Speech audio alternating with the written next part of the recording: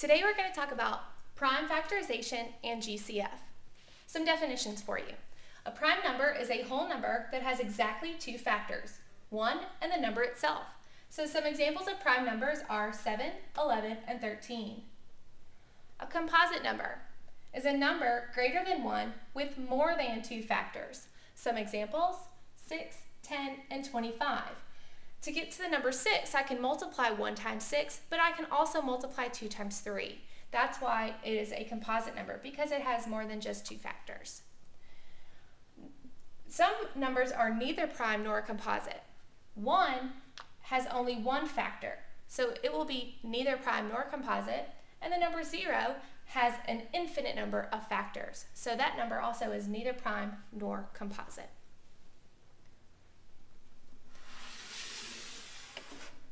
Some more definitions. A factor is when two or more numbers are multiplied. Each number is called a factor of the product.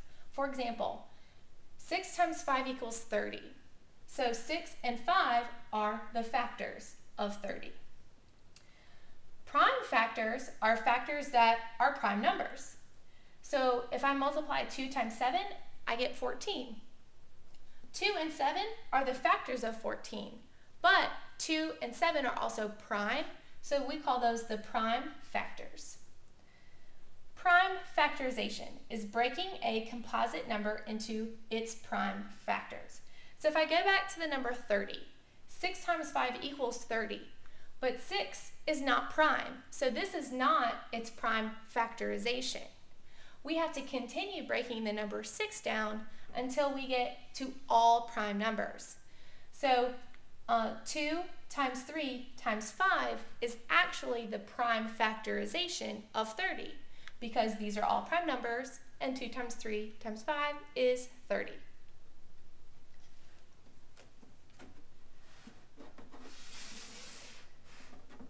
Factor trees are what we use to break down the number into its prime factors. So we take a number, in this case 56, and I have to ask myself, what times what makes 56? So I'm breaking it down into its factors. Well, I know that 2 times 28 will equal 36. 2 is a prime number, so I circle it. 28 is composite, so I need to continue breaking down that number until I get all prime numbers. So what times what makes 28? Well, I know that 2 times 14 makes 28, so I write that down and I circle the number 2 because it's prime.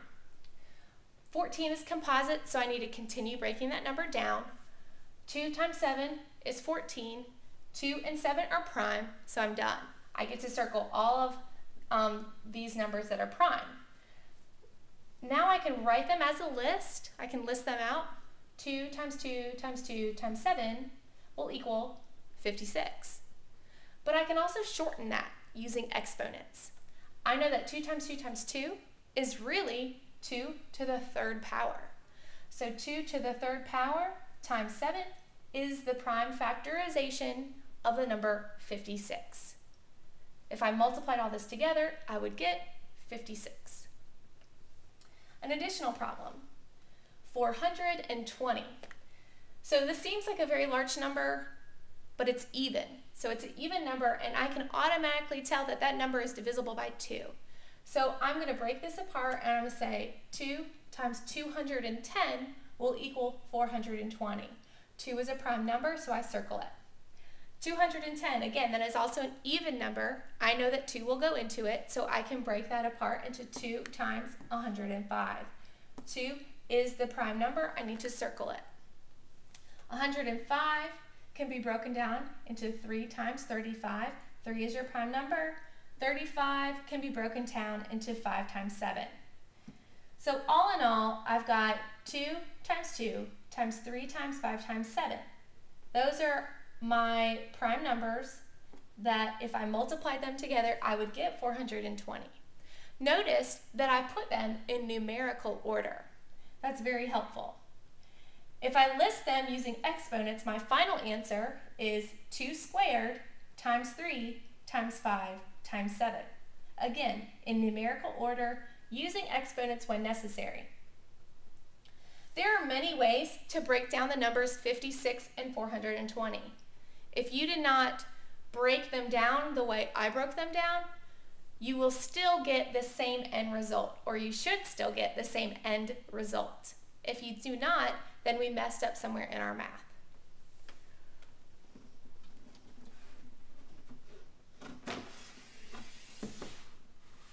So why is this important? Why are we doing this? Well, we're doing this to help us find the GCF. So if I asked you to find the GCF of 12 and 18, you could use a factor tree. You break down the number 12, you circle the prime numbers, and you list it out. You break down the number 18 into its prime factors. And now what we're going to do is we're going to see what factors that they have in common. So the numbers 12 and 18 have a 2 in common, and they have a 3 in common.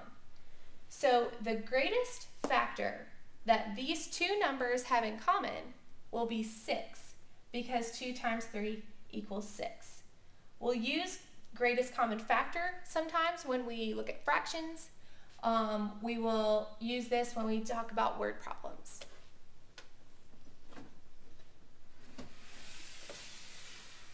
So let's find the GCF of 30 and 75. All right, 30. I know that 3 times 10 makes 30. There's another multiple, there's other ways to get 30 besides using the numbers 3 and 10, but those are just the numbers I chose. 3 is prime, so I'm circling it. Well, what about 10? I know that 2 times 5 equals 10. Those are both prime, so I'm circling them. I can just write that out. 2 times 3 times 5. That is my prime factorization of the number 30. What about 75?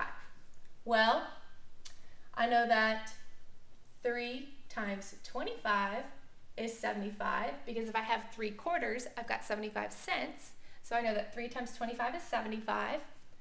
And then if I break down 25, that's just 5 times 5. So my prime factorization here is 3 times 5 times 5. Now, their GCF is what they have in common. They have a 3 in common. They have a 5 in common, a 3 and a 5. 3 times 5 equals 15. That is the GCF of 30 and 75.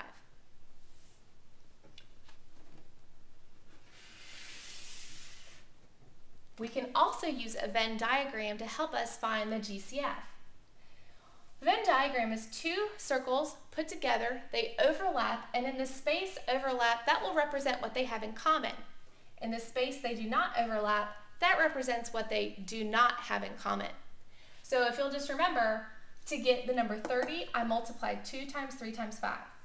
To get the number 75, I multiplied the number 3 times 5 times 5. What they have in common is their GCF. So I multiply those two numbers together and I get 15. This is another visual, more visual and more helpful way to find the GCF. We can also use this way to find the LCM, which we'll do in another video.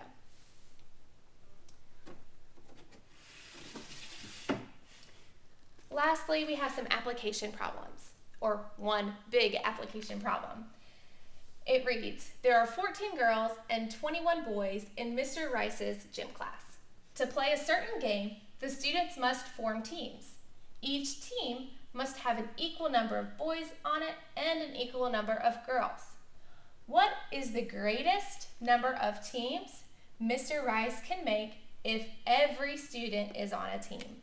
So we're looking for the greatest number of teams, and that's going to lead us to understand that we need to find the GCF. So if I have the number 14 and the number 21, I'm just going to break those numbers down. I could also use a Venn diagram, but these numbers are small enough that I think I can do this with a factor tree. 2 times 7 makes 14, and 3 times 7 makes 21. So what is the greatest number that they have in common? It's 7. So we're going to have 7 teams. Remember, my answer has to have units And in this case, the units are the teens.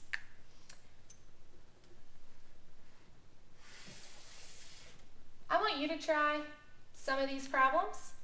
Find the GCF of these numbers.